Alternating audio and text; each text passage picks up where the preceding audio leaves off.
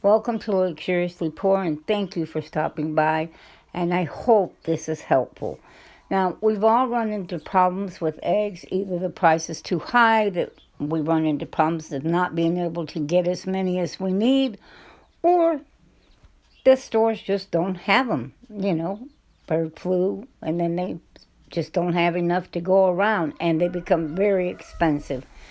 And that's when we have to stop and think, when we do find them on sale or a good deal, is there a way that we could actually put a few extra ones away for hard times or for an emergency? And yes, there is. And that's what I'm going to show you today. And it is a really good way to preserve your eggs. Okay, I'm going to show you the way that I like to preserve my eggs the best. I don't water glass them. I don't care for that method. I've already showed you how I do pickle some. But when I want eggs for breakfast and scrambled eggs or for desserts, this is what I use when I'm short on eggs. Now, I put an egg in my measuring cup. I put a dash of salt in there. Salt helps the yellow. The yellow, when you freeze it, has a tendency to get just a little bit on the dry side or rubbery side if you don't put salt or sugar. I don't put sugar in the egg because if you do that, you're trying to scramble eggs for breakfast, you're going to have eggs that taste sweet. So this is what I do. I can't remember the name of these little things, but my son bought them for me years ago. They're for cupcakes, so you don't have to have the liners, the little paper ones. And I use them for freezing eggs. And like I said, I don't remember the name, but you guys probably know what they are.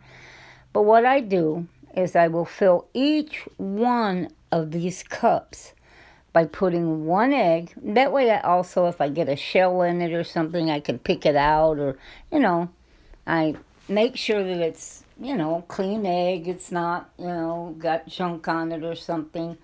And I don't freeze eggs if there's any blood in them, okay? But I do mix them, I don't whip them or beat them like, where there's air in them or, they're light and fluffy.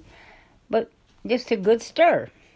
And then a pinch of the salt from the salt shaker. I just take this salt shaker and just shake it a little bit over the eggs and stir it, and that's it. And I pour them in to these little plastic cupcake holders, whatever you want to call them.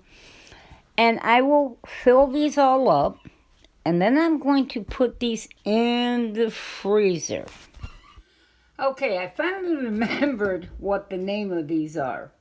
They're silicone cupcake holders. Now, my son bought them for me a couple of years ago because I wanted them to freeze eggs in because it makes it easier. This will hold easily one egg. Now, let me try for the camera to show you how easy this is to pop out of there. There you go. Now, I have a bag over here full of these eggs. Let's do this again. Now I have 2 trays sitting here of eggs. Now I want you to understand that in doing this, you can save some eggs for some difficult times.